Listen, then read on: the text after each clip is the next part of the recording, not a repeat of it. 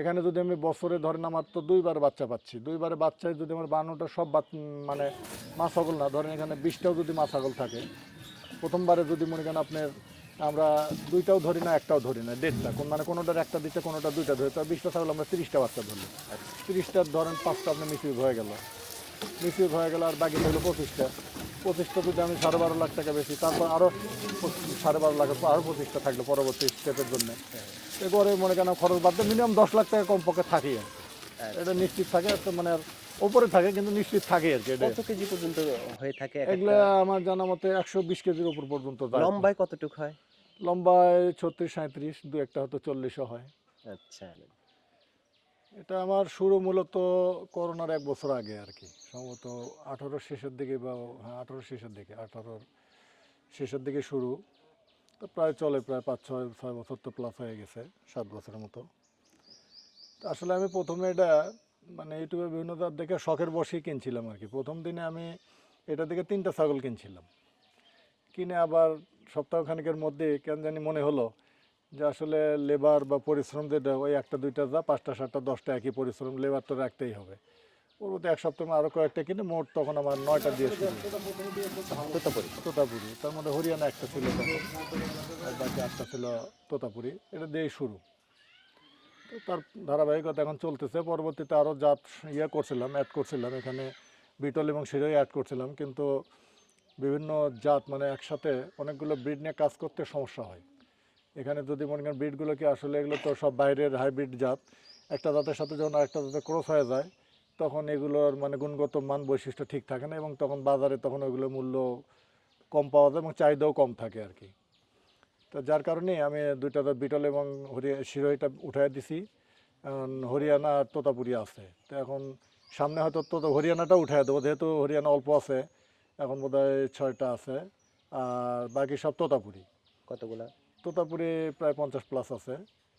তা এখানে এগুলো উঠাই দেবো এই কারণে যে একটা ব্রিড নিয়ে কাজ করলে যেহেতু পাঠা ছাড়াই দেওয়া থাকে, অনেক পাঠা থাকে, মানে এই সমস্যাটা হয়ে যায়, ব্রিডিং করে না। আর যদি কেউ আলাদা আলাদা যদি গ্রুপ করে সেকশন করে যদি মনে করেন যে মানে নেটিং ব্যবস্থা বা আলাদা শেড করে, সেক্ষেত্রে বিভিন্ন জাত তারা করতেই পারে আর কি।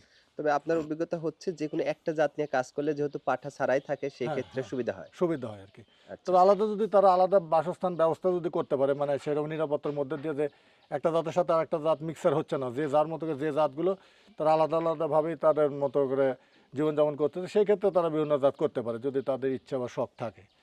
হ্যাঁ, কিন্তু আমার তো সব ছাড়া দেওয়া একই অবস্থায়, এই কারণে মানে আমি একটা জাতে আসতে চাচ্ছি আর কি, বিভিন্ন জাতে একটু সমস্যা হয় আর কি। আচ্ছা, তোতাপুরি জাত সম্পর্কে বলবেন। এটা তোতাপুরি জাতটা আসলে আমাদের দেশের বাইরের জাত, এটা মূলত রাজস্থান থেকে আসা আর কি, ইন্ডিয়ার রাজস্থান থেকে। তা এই জাতগুলো প্রথম আসছে অনেক দিন আগে, প্রায় ধরেন 10-15 বছর আগে আসছে। তো এখন বিষয়টা হচ্ছে যে এখানে আমরা যারা মনে করেন যে ছাগল লালন পালন করি, নতুন যারা খামারি উদ্যোক্তা আসি, আসলে আমাদের বিষয় হলো আমরা জাতটা চিনি না। অনেক কাস্টমার আমার বাসায় আসে বলে ভাই এর মধ্যে তোতাপুরি কোনটা ছাগল, আমি তোতাপুরি ছাগল কিনতে চাই, কিন্তু আসলে বিষয়টা এরকম হওয়া উচিত না। যে কোনো কাজ যে কেউ করলে তাকে আগে তার বাস্তব অভিজ্ঞতা নিতে হবে যে এটা কোন জাতের ছাগল, কি কি বৈশিষ্ট্য হলে এটা এই জাতের হবে, সেটা জানার পরে সে যদি এই লাইনে আসে কেনে, তখন হয়তো সে ঠকবে না। কিন্তু এখানে মনে করেন যে অনেক ব্যাপারী আছে, প্রতারক আছে, এখন কাউকে যদি আসে কাস্টমার যদি বলে কোনটা তোতাপুরি, ওই তো একটা ধরে দেবে, যে কোনো একটা মনে করেন ধরে দেবো, হয়তো বাজার চাই তার 10,000 কম টাকায় ধরে দেবো, উনি মনে করেন আমি খুব সস্তায় পেলাম, জিনিসটা ভালো বললাম, কিন্তু বাসায় যাওয়ার পরে এখন 2-1 মাস পরে যখন আরও 2-1 জন দেখবে যারা চেনে, তারা এসে বলে ভাই এটা তো তোমার তোতাপুরি ছাগল নয়, তখন হয়তো মনে করেন তার মনটাও খারাপ হবে। আর একটা জিনিস হলো মানুষের যে জিনিসটার প্রতি আকর্ষণ থাকে, ভালোবাসা থাকে, সেখানে কিন্তু ডেভেলপ আসে, সেখানে উন্নতি বা উন্নয়ন করা সম্ভব। কিন্তু আপনার মন মানসিকতার দিক থেকে যদি আপনি ভেঙে পড়েন, সেই জায়গায় আপনি যত টাকা ইনভেস্ট করেন, যত কিছুই করেন, আপনি ওখান থেকে কোনো কিছু আসবে মানে না। অন্যতম বিষয় হচ্ছে সেই বিষয়ে আপনার আগ্রহ থাকতে হবে, আগ্রহ প্রচন্ড থাকতো, লেভেলের হ্যাঁ আগ্রহ থাকতে আগ্রহ হবে। থাকতো, তখন আপনি দেখতেছেন কিনছেন অরিজিনাল ছাগল, ভালো টাকা দিয়েছেন, ছাগলটা ডুপ্লিকেট, আপনি দেখবেন যে 2-3 দিন পর ওর প্রতি আপনার পরিচর্যা কমে যাবে, আদর কমে যাবে, আগ্রহ কমে যাবে, সব দিক থেকে কমে, তখন ওই দিনে দিনে দেখবেন যে আস্তে আস্তে কী হচ্ছে, খাওয়া কম হচ্ছে, পরিচর্যা কম হচ্ছে, হয়তো 2টা ছাগল মারা গেল, 2টা ছাগল যদি মারা যায় তখন দেখবেন মনটা আরও ভেঙে যাবে, 10টা ছাগল ছিল 2টা মারা গেল, মনটা আরও খারাপ। আর যখন আপনি জিনিসটা, যখন সবাই বলবেন না তোমার জিনিসটা খুব সুন্দর জিনিস, ভালো জিনিস, বা তুমি অরিজিনালটা এখানে পাইছো আর কি, তখন আপনার এখানে আরও আগ্রহটা বাড়বে, কিন্তু আগ্রহ বাড়বে, যত্ন বাড়বে, পরিচর্যা বাড়বে, সেখানে আপনি সব কিছুই আরও মানে আগান সম্ভব ভালো করা সম্ভব। আচ্ছা, তো তোতাপুরীর ছাগলটা আসলে এখানে বাচ্চা ছাগলগুলো ধরেন 7 থেকে 11 মাসের মধ্যে হিটে আসে। আর এগুলো হিটে আসার পরে বাচ্চা দেওয়ার পরে পরবর্তীতে যদি সঠিক পরিচর্যা থাকে সেক্ষেত্রে আপনি 2 মাসের মধ্যে পরবর্তীতে আবার কনসেপ্ট করে বাচ্চা দেওয়ার পরে আর কি। আচ্ছা, আর এখানে বিষয় হচ্ছে অনেকেই ছাগল, এখানে বিষয় হচ্ছে একটা দুইটা বিষয় আছে, একটা হলো প্রোডাকশন আর একটা হলো মোটা তাজাকরণ। আপনি যদি বাচ্চা উৎপাদন করেন তাহলে ছাগলকে আপনি সুষম খাদ্য দিতে হবে, কিন্তু ছাগলগুলো বেশি মোটা তাজা করা যাবে না। মোটা তাজা খাবারের মধ্যেই তো আছে, মোটা তাজা করার জন্য খাবারের আলাদা খাবার আছে এবং মানে তাদেরকে সঠিক সুস্থ সবল রাখার জন্য আলাদা খাবার দেন। আপনি যদি সুস্থ সবল করতে যদি মোটা তাজাকরণের খাবারটা বেশি দিয়ে দেন, ওই ছাগল যদি ফ্যাটি হয়ে যায় ওই ছাগলগুলো বাচ্চা কম দেবে। দেখবেন একবার বাচ্চা দেওয়ার পর 6 মাস 7 মাস পরে হিটে আসবে। আচ্ছা, হিটে আসবে, তাতে আপনি ক্ষতিগ্রস্ত হয়ে গেলেন। হ্যাঁ, মোটা আচ্ছা, তাজা করার বিষয়টা আলাদা, বাচ্চা প্রোডাকশনে আলাদা। আমার ছাগলগুলো দেখেন খুব বেশি মোটা তাজা না, রাইট, মোটা তাজা না, কিন্তু আমার একটা ছাগলও বাচ্চা দেওয়ার পরে যদিও আমি করলাম 2 মাসের মধ্যে হিটে আসে, আমার তো মনে হয় না যে 28 দিন থেকে 47 দিন কোনো ছাগল পার করে। এর মধ্যে 28 থেকে 47 দিনের মধ্যেই সব ছাগল হিটে আসে। আচ্ছা। তাতে আমি বাচ্চাটা ভালো পাই, ঘন বছরে পাই। কয়টা বাচ্চা পাওয়া যায়? এগুলো মনে করেন যে আসলে বিষয় হলো প্রথম আর একটাই দেয়, দু একটা হয়তো দুইটাও দেয়, আর পরবর্তীতে দুইটা করেই দেয়। আর বিষয়টা হলো বডির ফিটনেস উপর নির্ভর করে। আপনি যদি বডিটা ছোট হয় তাতে থেকে তার দুইটা বাচ্চা ওইভাবে আশা করা যায় না, যেহেতু এগুলো বাচ্চাগুলো একটা বাচ্চা আমি নিচে মনে করেন 4 কেজি ওজন আসে, তাহলে 4 কেজি 4.5 কেজি 5 কেজি 5.5 কেজি পর্যন্ত ওজন যদি হয় তাহলে দুইটা বাচ্চা অনেক তো ওজন, তার তো জায়গা লাগবে পেটে।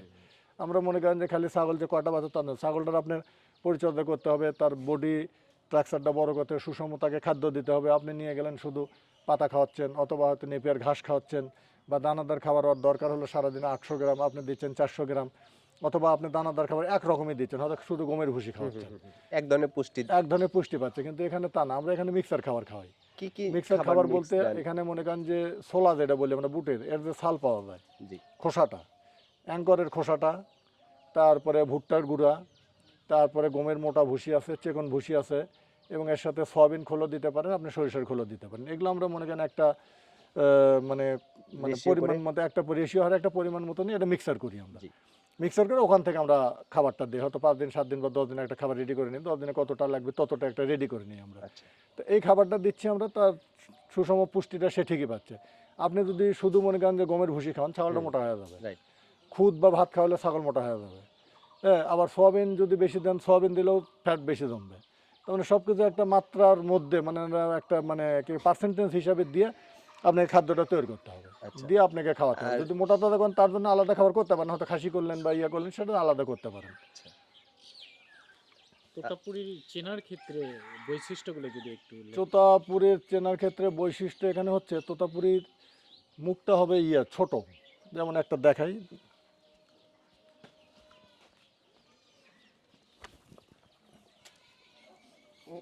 আচ্ছা আচ্ছা আচ্ছা আচ্ছা আচ্ছা।